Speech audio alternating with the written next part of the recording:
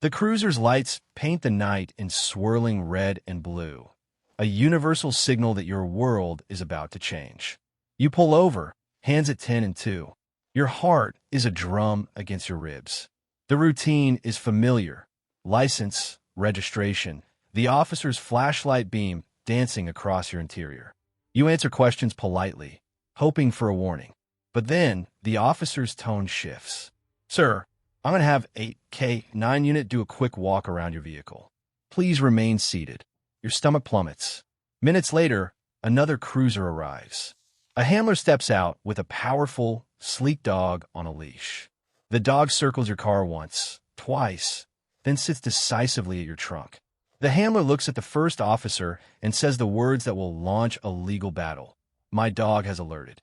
In that moment, everything you think you know about your rights is about to be tested.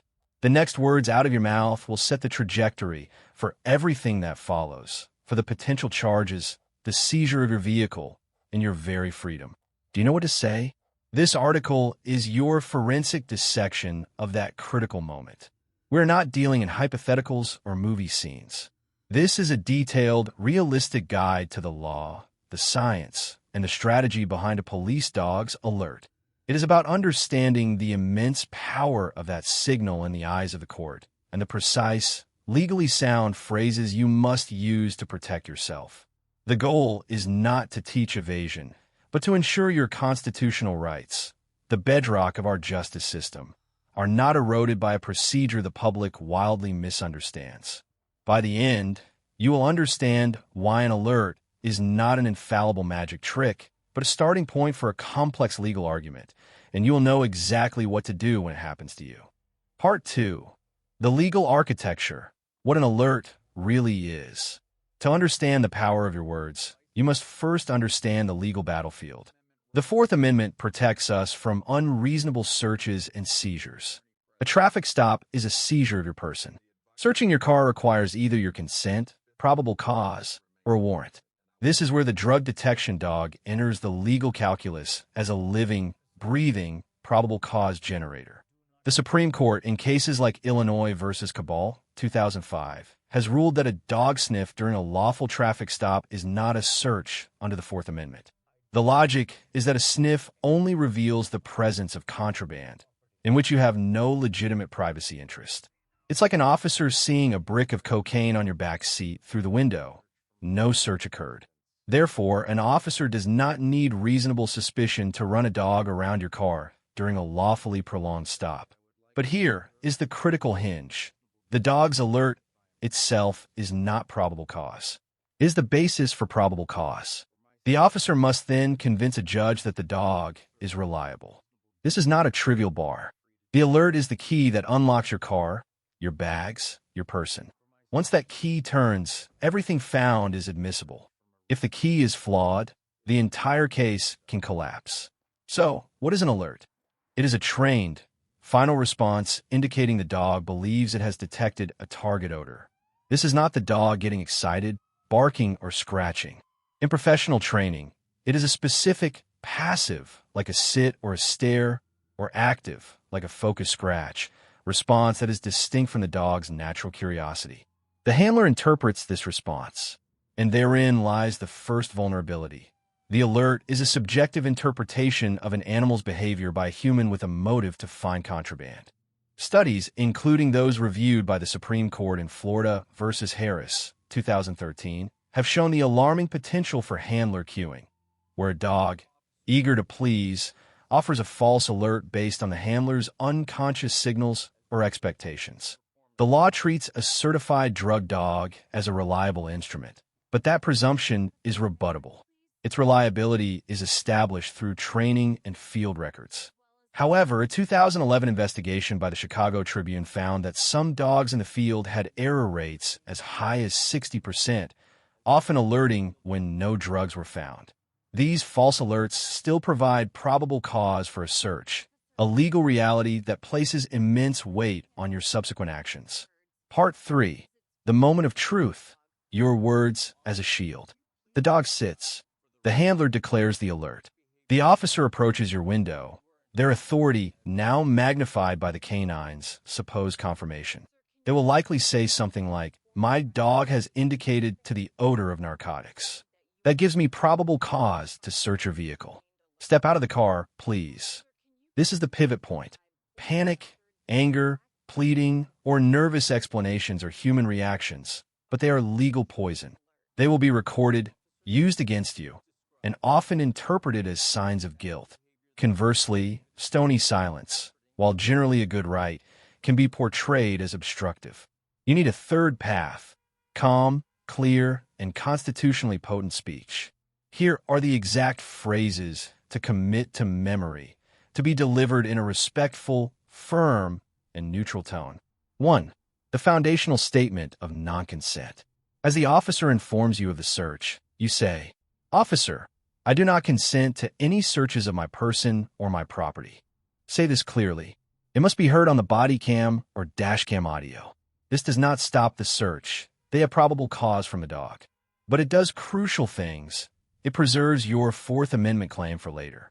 It tells the court you are not a willing participant. It prevents any argument that the search was consensual if the dog's alert is later invalidated. 2. The direct inquiry into the dog's credentials. Once you have stated your non-consent, you ask, "Officer, may I please see the K9's training and certification records, as well as its field performance log?" This is a powerful, legally sophisticated question that places immediate, professional pressure on the officer. They will almost certainly say no, or that you'll get them in discovery. That's fine. You are not expecting to receive a manila folder on the roadside. You are creating a record. You are signaling to the officer and to any recording device that you understand the alert is not the end of the discussion, but the beginning of a challenge to the dog's reliability. It shows you are informed. This question, asked politely, can sometimes subtly change the tenor of the encounter, reminding the officer their work will be scrutinized. 3. The clarifying question about the alert. Ask, "Officer, can you please describe for the record the exact behavior the dog exhibited that you are interpreting as a final train alert?" Again, you're document building. Handlers are trained to describe alerts in specific terms. A focused sit at the seam of the trunk with nose elevated. Vague descriptions, "he got excited," "he indicated," are weak in court, getting them stated on record locks in their testimony early. Any deviation later between the roadside description and the courtroom description can be used to attack their credibility. 4. The directive for presence, if possible. If they begin the search and you're not in handcuffs, you say, "For my safety and clarity, I would like to observe the search from a reasonable distance, if I am free to do so." You want to see what happens. You want to note if the handler gives the dog commands or gestures that could cue a second alert. You want to see where and how they search. Your observation is a silent witness. If they tell you to stand with another officer away from the car, comply immediately. The goal is observation, not interference. 5. The universal mantra for all further questions. From this moment on, the officer may try to engage you in conversation. Where are you coming from? Whose car is this? Do you know why the dog would alert? Any question beyond identifying yourself or the basic mechanics of the stop should be met with this phrase. "Officer, on the advice of counsel, I am invoking my Fifth Amendment right to remain silent, and I will not be answering any questions without my attorney present." Then you stop talking. Truly, you have stated your non-consent, asked your foundational questions, and invoked your rights. Further dialogue cannot help you. It can only provide evidence, create inconsistencies, or give the officer justification for expanding the scope of the search. Your silence cannot be used against you in court to prove guilt. Part 4. The anatomy of a challenge. Why these words work. Your words are not an incantation to make the search stop. They are the first bricks in your defense attorney's fortress. Let's break down what your attorney will do with the record you've helped create. First, they will file a motion to suppress. This argues that the evidence, the drugs, the cash, the gun, was found as a result of an unconstitutional search and must be thrown out. The hearing on this motion is where the dog's alert is dissected like a lab specimen. Your attorney will subpoena the dog's training, certification, and field records. They will look for outdated certifications, a lack of double-blind testing and training, where the handler doesn't know where the hides are, a high rate of false alerts in the field, and a history of the dog alerting to residual odors so faint no actual drugs are found. They will cross-examine the handler on the exact behavior you ask them to describe. They will ask, is a scratch always an alert, or can it be frustration? Did you give the dog any command or gesture before it sat? They will also challenge the prolongation of the stop. The Supreme Court in Rodriguez versus United States, 2015, ruled that a traffic stop cannot be prolonged beyond the time needed to handle the traffic violation to wait for a dog, absent reasonable suspicion of other crime. If your ticket was written and you were just sitting there waiting for the dog to arrive, the stop may have been illegally extended, making the sniff itself unlawful. Your recorded statement, "I do not consent," prevents the prosecution from arguing an alternative theory of a consensual encounter. Your questions about the dog's records demonstrate you were asserting your rights, not acting guiltily. Your invocation of silence halts any attempt to use your later statements against you. Consider this. What if the dog alerts, they search for 30 minutes and find nothing? Without your words, the officer might report, the subject was nervous and consented to the search. With your words, the report must state you explicitly did not consent, and you asked pointed questions about the dog's reliability. This shapes the narrative for any potential civil claim if the search was destructive or demeaning. Part 5. The Human Element. Navigating the Psychology. Knowing the law is half the battle. Managing the human drama is the other. The officer and handler are not villains in a play. They're doing a job, often under pressure to produce results. Your demeanor is a tool. Breathe and compose. Adrenaline is the enemy of reason. Force yourself to take slow, deep breaths. Speak deliberately. Respectful tone.